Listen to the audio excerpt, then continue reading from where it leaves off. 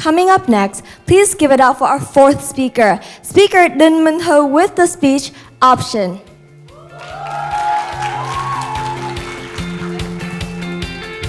Hello everybody, how you feeling after the break? You enjoy the snacks downstairs? Woo! I love the feeling on stage. Now, to warm up, let's think of a time that you need to choose between two options.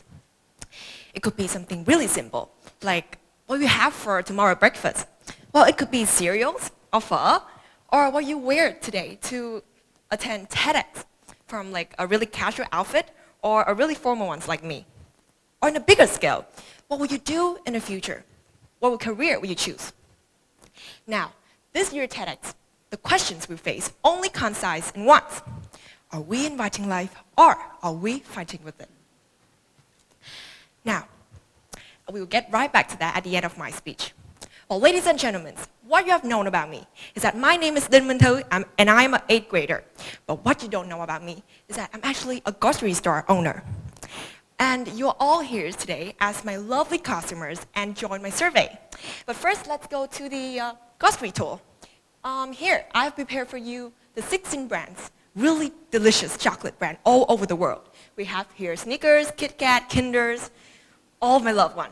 But in 5 seconds, please only choose one. All right? You good? Done? Now, let's move to the Now let's move to the snack stall. Here, I give you more options. Some of them may look a little bit similar to each other, but keep in mind, every taste will give to you the whole new experiences. Okay? You done choosing it? Now after enjoying snacks and chocolate, of course we all feel thirsty. And here are all the drinks that I've prepared. Some of them may look well known in Vietnam, but some of them may not. But only choose one, and again, 5 seconds. Okay. So as I already mentioned, this is a survey. So the most crucial part of it is actually the feedback sessions. May I ask you a question? How do you feel after going through all of the stall? Who would choose A? Well, you love it because there are too many options to choose. Okay, who would choose B? You're too confused because there are too many things to choose in just 5 seconds. Please raise your hand. All right. And then who would choose C? Which is me. It's just too unfair to standing up and picking out all the things that you like in just 5 seconds. No, and you don't like how I planned the survey. Raise your hand. All right, thank you. Hand trusting. Well, you and I, we all can see that the majority in this room today actually belong to group B and group C. And so, what is it? Why giving more options actually giving us a feeling of confused and don't want to choose? And of course, we are not alone, because everybody else in the world actually feels the same. And this is what I called, and everybody called it, overchoice effect and the paradox of choices. Explaining the reason why the more options are giving, people like us, human, we're less likely to make out any options or more likely to make wrong decisions.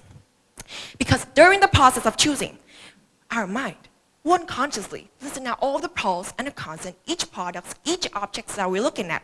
But if there are too many similar things, characteristic, it's really hard for us to break down them into the smaller group. But do you notice that in our life, every moment, every second is a play in the game of choices and options? Right now, I can choose to keep talking or be quiet. Okay, I can keep working around to see, well, if you guys still looking at me, or I still have your attentions, or to stand still and giving out my speech. And then so, if life, we're always surrounded by options and choices, does it mean that we always have to face the same problem of making decisions? And if so, how can we fix it? How can we overcome it? Well, of course, I'm here today not for nothing, but I'm here for a reason. And my reason to be here is to present to you guys my magical method.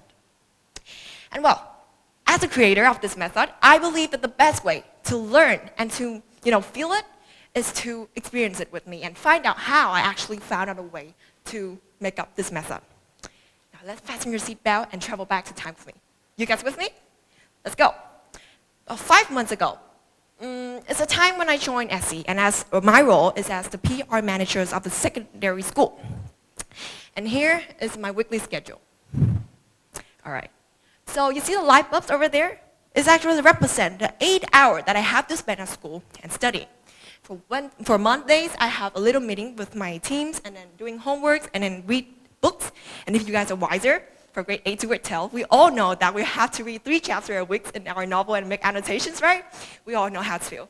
Okay, for Tuesday, we have some projects. I have some projects. I also study with my teacher and again doing homework.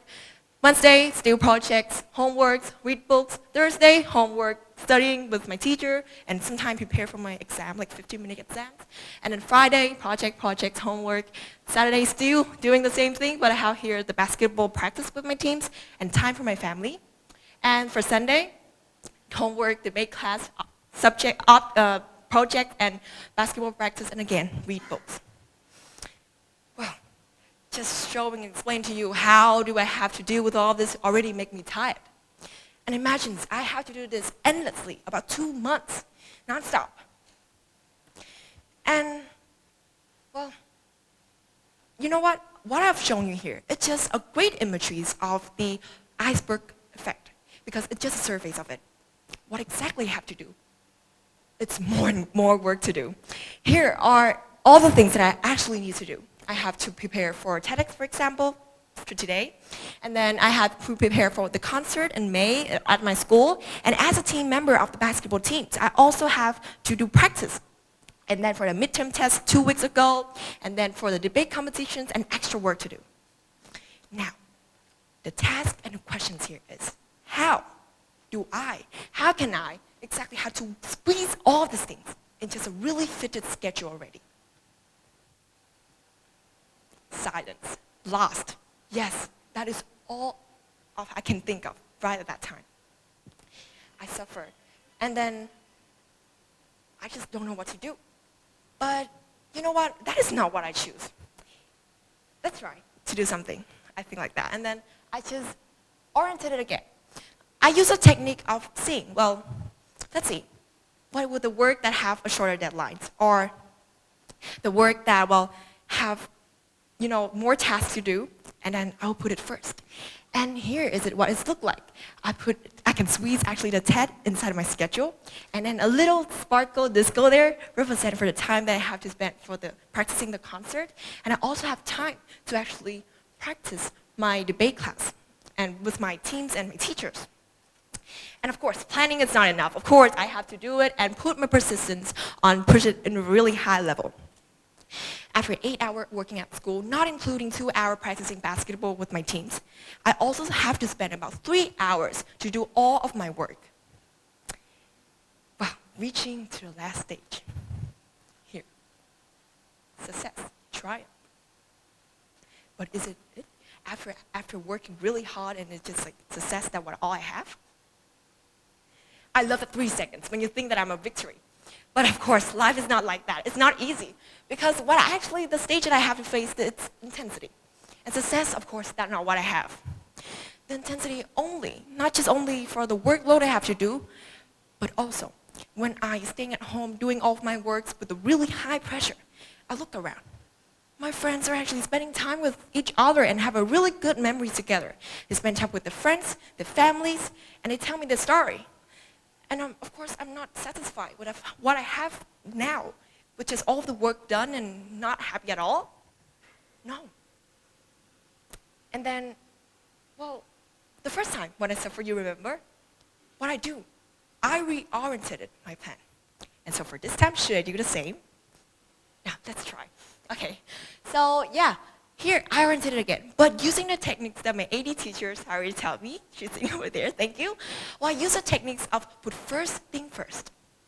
I try to, define what is my goal right now in the near future and try my best to choose all the tasks that really related to my core goal. And then here I have, it's look much easier and it look much less work that I have before, right? Yes. And of course, well, this is actually the last stage. It worked nicely. I can overcome it. I can actually do my work, done all of my work, and actually have spare time to spend with my families and friends. Now, here are the 6 steps that I've been through.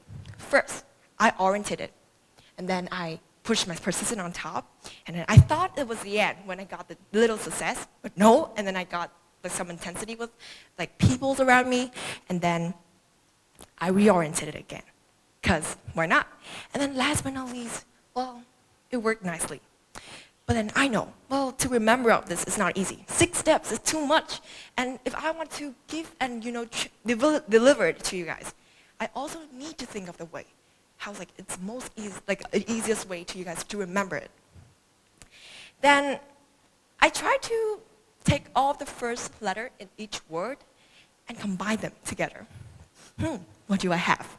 Well, surprisingly, it's become options. Now let's come back to the first question that I've asked you, whether to choose between inviting our life or fighting our life. And then after finding out options, I choose my own method, options. I realized that after knowing options, I'm rather not coping with the obstacles that life have gave to me or even invited whatever life have bring to me. But I choose, I take control of it, and I choose what to do in my life. And then in conclusions, I felt that, well, now because I choose to do everything. And so success and failure are not facts, but actually options. The option that I make in every second and every moment in my life. And ladies and gentlemen, at the end of my speech, well, keep in mind, there's a secret method between all of us here today. And if you ask me for the cost, well, it's actually free. But what I want back from you guys is that when the next time we meet each other again, please tell me your stories, your experiences after using and applying this method into your life. And once again, my name is Ding Ming Tu, and remember, options. Thank you.